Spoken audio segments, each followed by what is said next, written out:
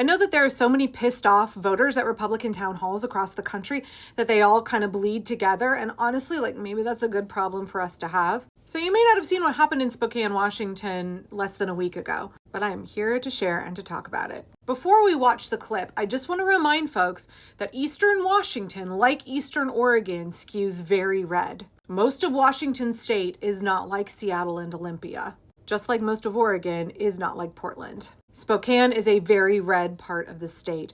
Baumgartner, according to Ballotopedia, won his district by almost 61%. And the Republican who came before him won her district by 60%. This is a county that went 51% Trump, 46% Harris as well. So please bear that in mind when you watch this clip. I've been in Spokane for 39 years from New Jersey. I've never been involved in politics before, but this is getting really scary. Okay, so the things that frighten me is the way this insane president talks about Canada as a 51st state. Yeah. Taking Panama by force and buying Greenland. Yeah. How does this person qualify as sane? Why is he not being impeached right now?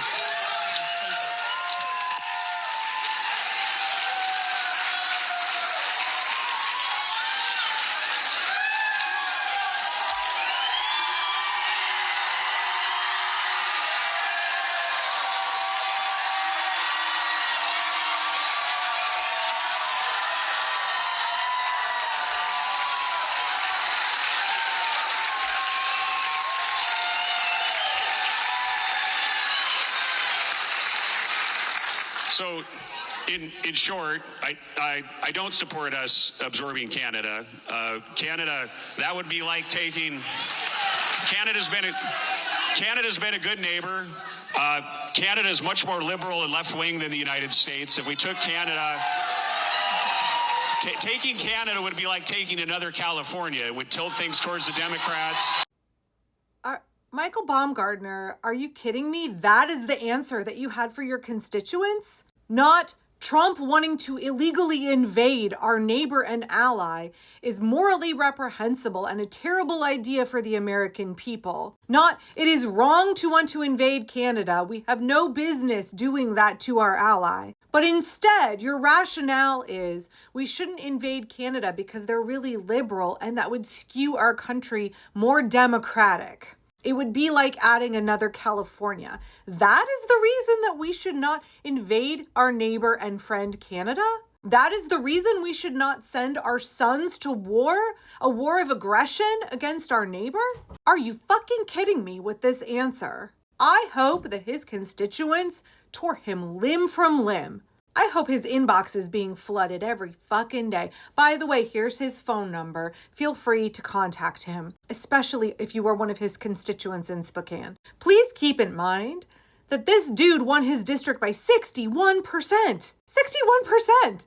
And this is what his town hall looks like. Folks are outraged. And once again, we see a completely tone-deaf Republican representative from Congress who has no idea how to speak to their constituents. Not unlike Harriet Hagman, who is in Wyoming in Liz Cheney's old seat, who insulted her constituents at a town hall recently by telling them they needed to calm down and they were hysterical. These wealthy GOP members of Congress are completely out of touch with the concerns of the working class, the concerns of their own constituents.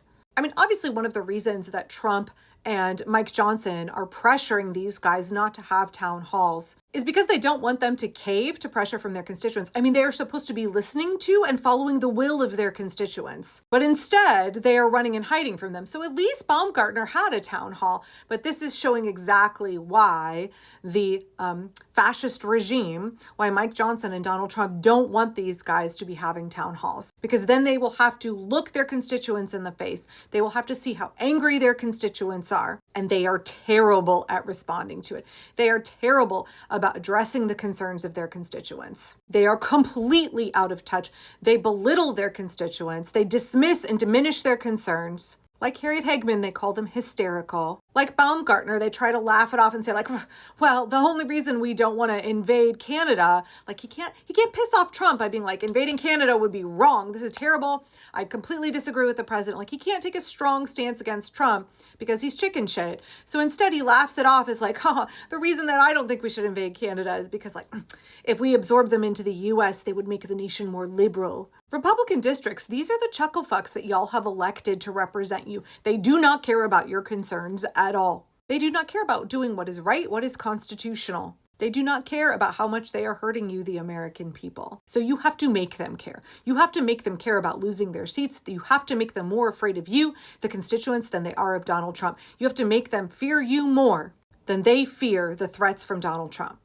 Call every day, email every day, demand a meeting with these guys. You have a right to meet with your elected representatives, to meet with them in their office, to meet with their staff. Set up an appointment, bring your friends, go meet with them, look him in the eye and say, are you kidding me with this? Show him this clip and say, I'm sorry, what? Ask him, like, could you just tell me, like straight out, are you working for Vladimir Putin? Do you support our ally Ukraine, or do you support what this Trump regime is doing? Are you in favor of the way that Donald Trump and Elon Musk are very cozy with Vladimir Putin and are betraying our closest allies? If so, that makes you a Putin puppet just like them. Is that what you are? Ask Baumgartner about the cuts to Medicaid and why he is not opposing them vigorously. Because in his congressional district, 54% of the children who reside there are on Medicaid. And in the neighboring district, the 4th congressional district, that is represented by Republican Dan Newhouse, 70% of the children are on Medicaid. So these two bros who support massive cuts to Medicaid in order to line the pockets of billionaires for the next 10 years, they are actively supporting taking away healthcare from 54% and 70% respectively of the children in their districts. Ask them about that. Before you call your electeds, before you go meet with them, take a minute and Google what's happening in your district. What are the impacts of the Trump regime going to be in your district? How are Republicans supporting suffering and hardship in your district? And then present those figures to them. Ask them to their face. Argue with them. Hold them to account. Again, this is a very red part of Washington state. It is on the border with Idaho. It is only about 100 miles, give or take, from Canada. I don't think any of these folks found it funny that their congressman was joking about starting a war with their neighbor to the north and potentially being on the front lines of a war of aggression that America would start with our friends in Canada. That would end up costing the lives of how many American sons and daughters? So make appointments, make those calls, send those emails, equip yourself with data, with facts before you go.